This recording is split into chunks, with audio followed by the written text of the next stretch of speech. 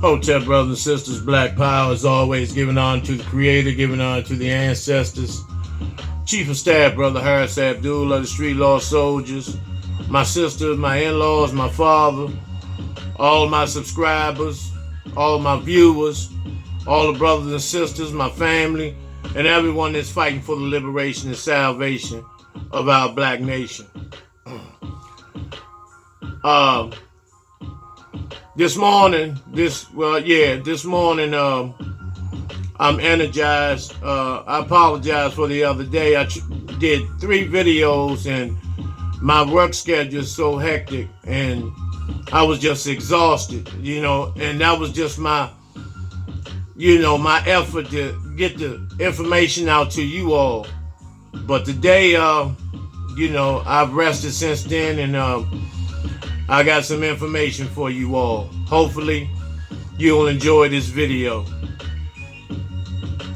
Remember when I told you all about this story about Terrence Johnson, the brother from D.C., in the D.C. area, who at 15 years old was convicted of killing 2 white racist Prince George's County, Maryland police officers, sentenced to 25 years. He did 17 years nearly, came home and was a paralegal. The book deal, movie deal was on the table, among a bunch of other things. And all of a sudden, he goes out to way out on the outskirts of Baltimore, heading towards Philadelphia to go rob a bank. And when the police pulled up on him, he ends up committing suicide. Now, this is what the reports say. This is what most people actually believe. Although there are no footage, there's no footage of him ever even entering the bank.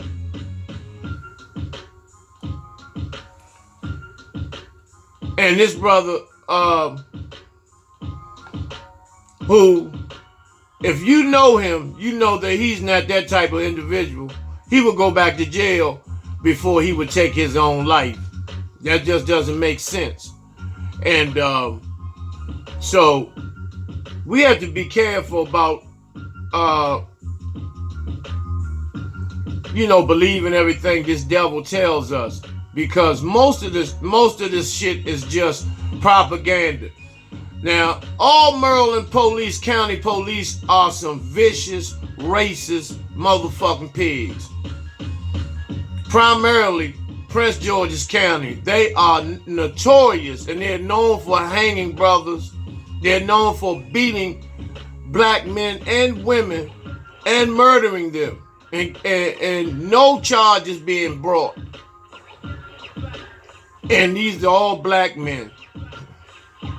They're known for being Klansmen. A lot of them are high-level Klansmen in the ranks of the Prince George's County Police. And as you go towards Eastern Shore, Harford County, Wycomico, those devils are vicious. Those devils are vicious. We have to be very, very careful of these devils.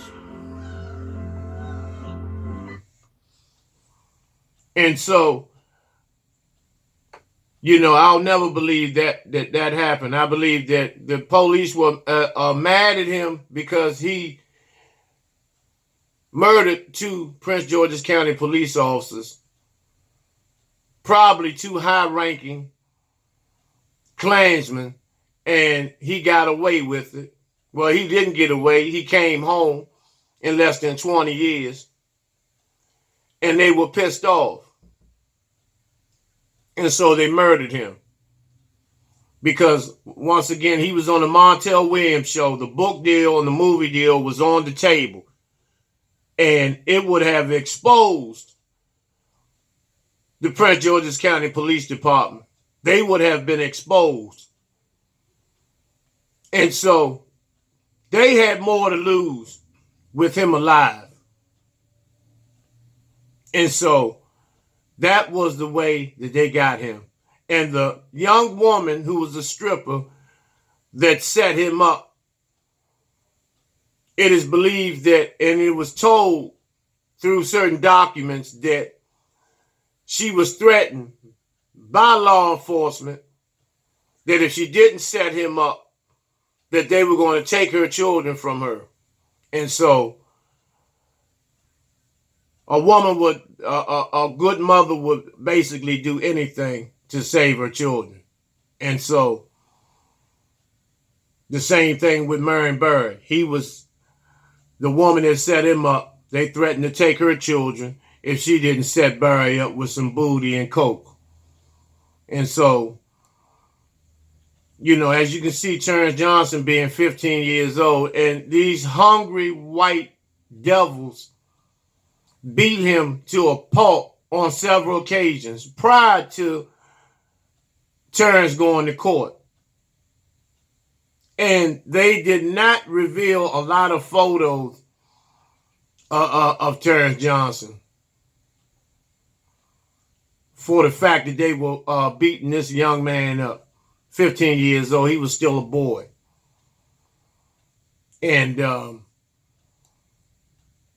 you know, these devils had a ball on Terrence Johnson. And he was set up, he was raped in prison. You know, this is what I can't understand now. Here's a young boy who murdered 2 crackers, racist police officers, and the way you reward him in jail, niggas rape the boy. You know, instead of them honoring him for taking 2 racist cops out, you know, they went and raped this boy based on the fact, just to get not any time off or anything, just some snacks and some drugs brought into the institutions. Which those were weak niggas. And which, like I told you, he got them back later on. You know, because he became a force to be reckoned with in prison. So we need to remember brothers like that. And let's talk about Floyd Mayweather. This punk motherfucking coon. And I thank the sister for sending me, you know, the footage of this Sambo who was going on his way into a Gucci store recently, knowing that Gucci does blackface and they can't stand black people. The only black people that they tolerate are those who go in there and spend hundreds of thousands of dollars. That's it. But the average individual that goes in there, average black person that spends maybe $800, $900, $1,000 is treated with suspicion and treated like shit. But yet, when Floyd was approached by crackers, he stated that he didn't have nothing against anybody. He goes where he wants, he shop where he wants, and all of this shit. He give us this weak spiel, which we know that you're a multimillionaire. You can go anywhere, but to have some morals. And if the white man, because you have to look at what was the purpose of the cracker telling him this for, to put him on blast like that. To further the divide and conquer scheme. However, that still doesn't take the fact away that this is a Sambo jigaboo motherfucking coon that all he does is sits around and count money, brags about what he has on, all this shit, this is real, and I wear this and I drive this. And when this is gone, because it will leave one day, you will be a nothing nigga. You will be a nothing nigga. You will be highly disrespected. The little children and people who, particularly in the boxing world, who refuse to accept that you are a coon, that are trying to move up in the ranks in the boxing world and people in that sport. Those are basically the only ones that give you respect, the utmost respect.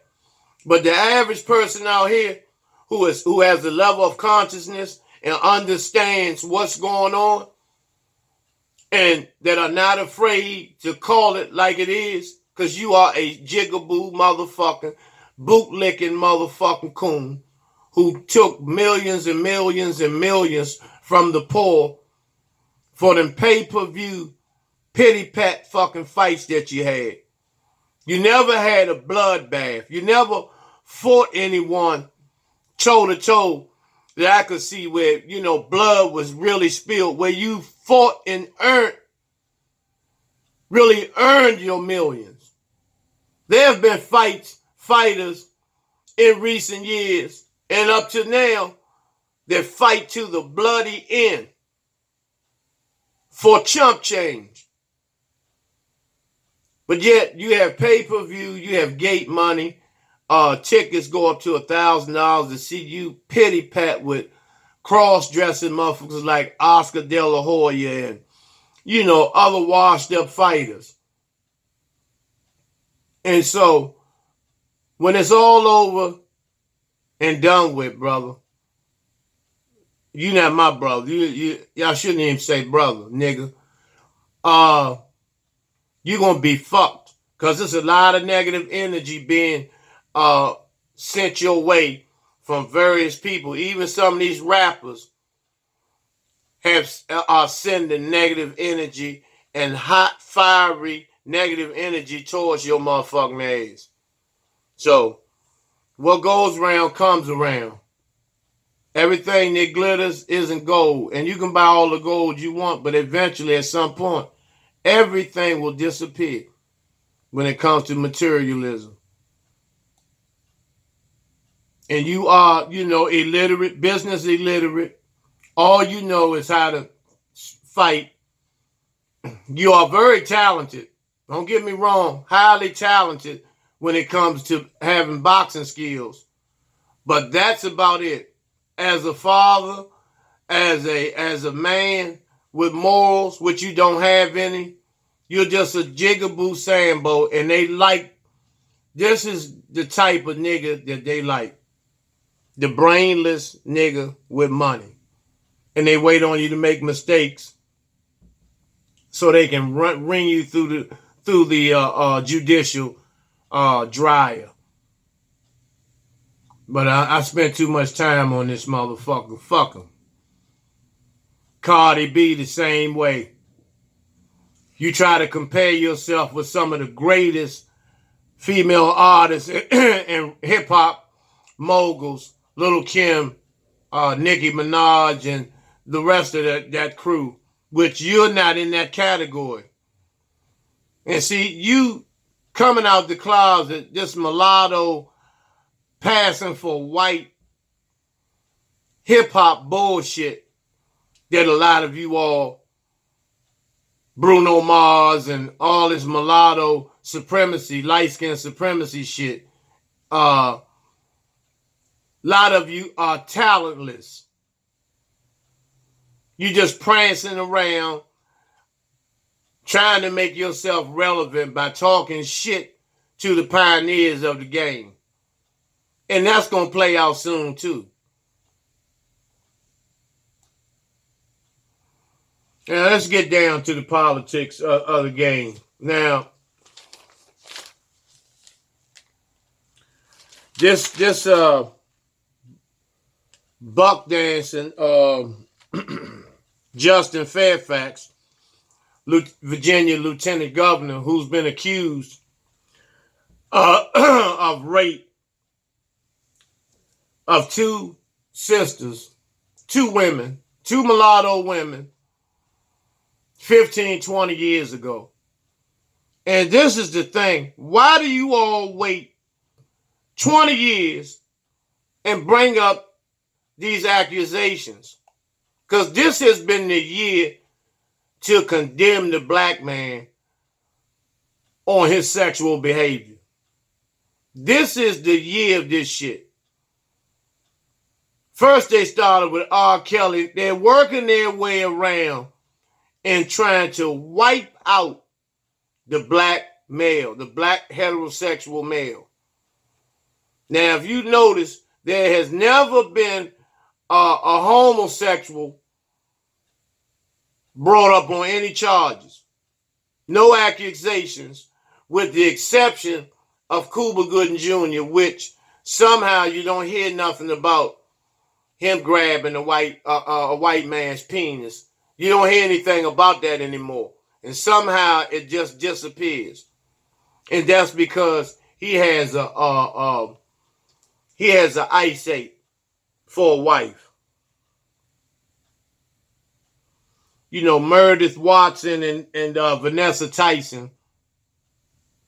These are the two bed wenches, and they are bed wenches, who come up years later and say that he forced himself on these women. But once again, why do you wait 20 years? See, these are ploys in exchange for positions in government to bring this brother down. A lieutenant governor who has melanin, that's in one of the last races and last state of the Confederacy, which is Virginia. They want to get him out of there. This is the ploy to get him out of there.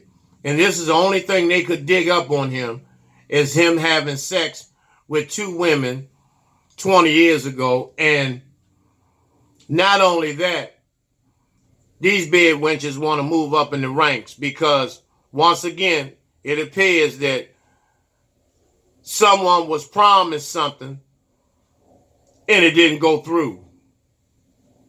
And so they run to the cracker and say, he raped me. You know, and you can see the mulattoes are going, this is the year of the mulattoes. And this is no offense to the conscious light-skinned brothers and sisters. No offense to you all.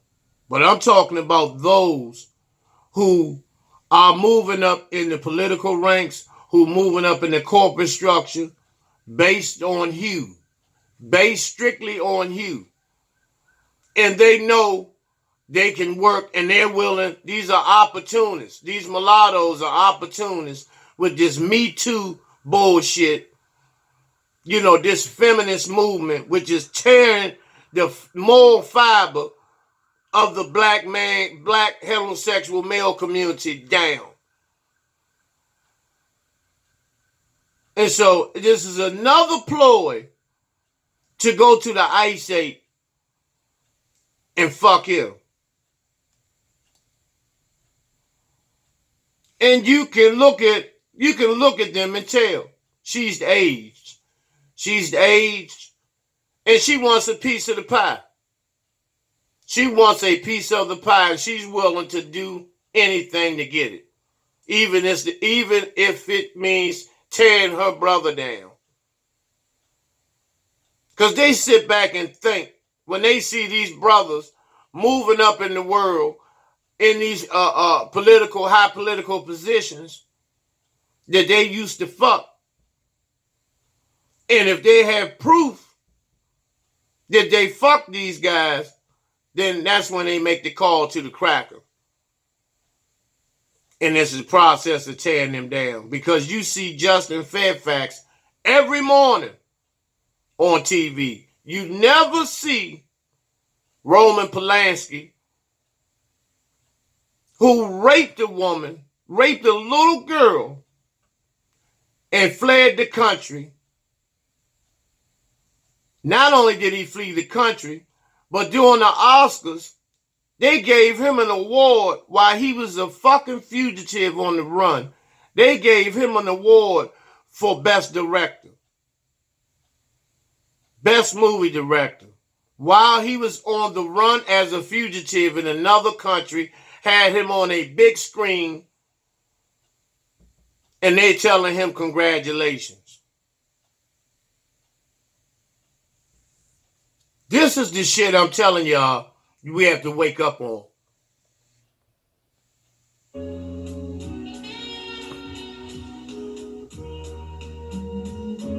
And this is part of the destruction of the black male. Now this punk Northern who did the blackface, now he's going on a fucking apology tour. Now what the fuck is an apology tour? What the fuck is an apology tour? Where you go around saying, I'm sorry for being a white nationalist, a white supremacist. And all, you know what's going to happen? You niggas going to forgive them. Because you're already on, you know, and this is how they use these talk shows. They always get a black that's anti-black to say shit like we should forgive them. And then they have a black person and a white person saying he shouldn't be forgiven. And then they battle it out. And then the coon sits up and defends and downplays the entire black community.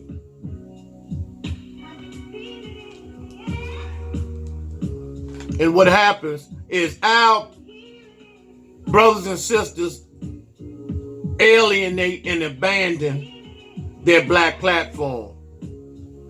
And this causes a lot of trouble.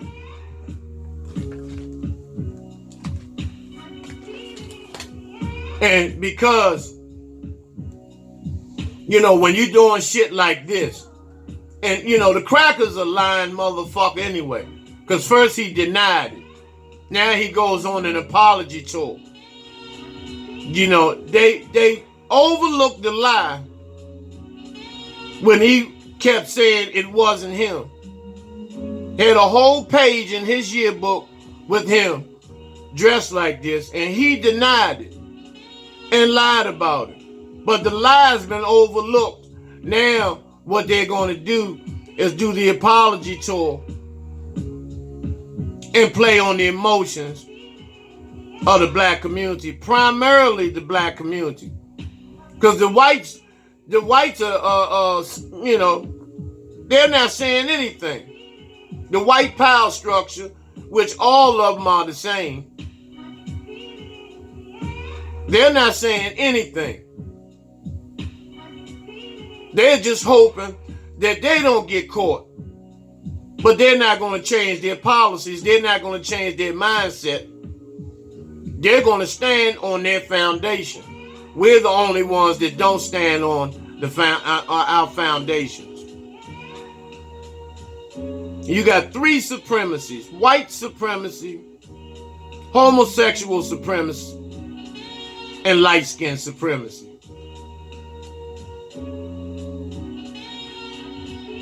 And see, you all better get ready for another 4 years of Trump. Because the playing field is already set up. Presidents don't do 4 years no more. These are just ploys to test the waters for black people. Because black people will now, and this is the thing, they'll go with anybody, they'll vote for anybody else besides Trump. No, not knowing, and a lot of them know that whoever you vote for is going to be just like them in terms of policy. They might not be as openly and speaking and telling the truth on how they feel and standing on their white supremacy platform, but they're going to be their actions and policies are going to be the same.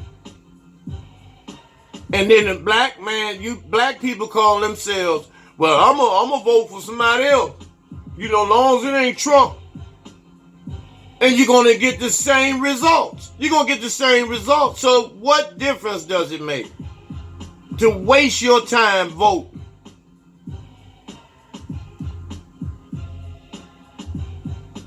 With the prison, with prison labor at an all-time high, mass incarceration, and no one, who's going to change that? Who is going to change that? Who is going to be in the corner for black people? Who is going to stand up for black people? There's no one out there that will stand up for black people. None of them. None of them. None of them. The Obama administration was one of the worst administrations ever. Obama literally stepped over the blood of black men in the streets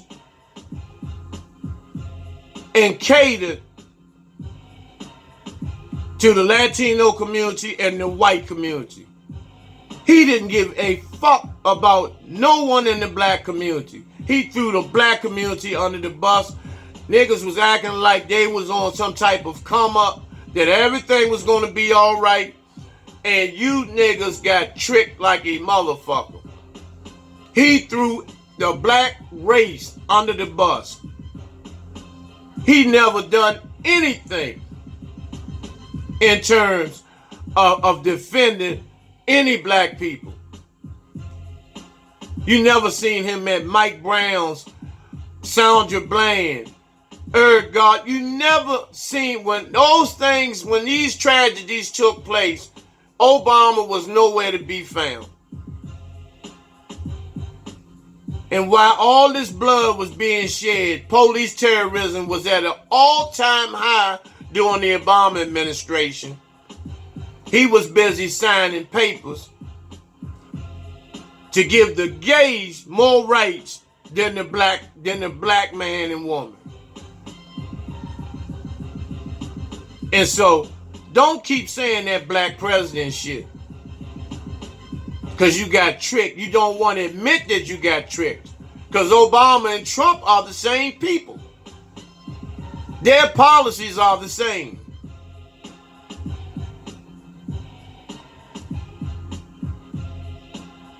And it's going to be the same. They're going to play this game. They're going to play this fucking game. That it's going to be a close race of whoever the stupid niggas try to vote for, that they think going to get them out of this situation. And it's not going to work. My goal is to inspire. Because Obama, first of all, the first thing he would have asked for was reparations. Reparations. And see, when you take the oath of office, you're supposed to be willing to give your life for the people. You're supposed to be willing to give your life for the people.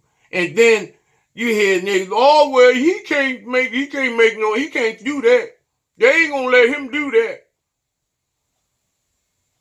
Okay, so they don't let none of them do it. They don't let none of them do it. And that's just a goddamn lame excuse to admit that this nigga wasn't shit. And the reason why he's made it so these gays can jump up and down and have all these motherfucking rights, and the black heterosexual male has nothing. Has nothing. And that old, yes, we can. And we didn't get a goddamn thing done. Nothing. Nothing happened for us.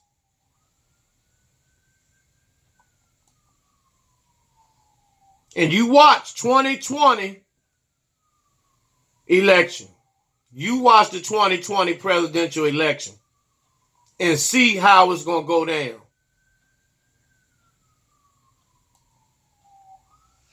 Kamala Harris. And see, they're going to use her. They're going to use her to throw niggas under the bus. You watch what I tell you. You watch exactly what I tell you.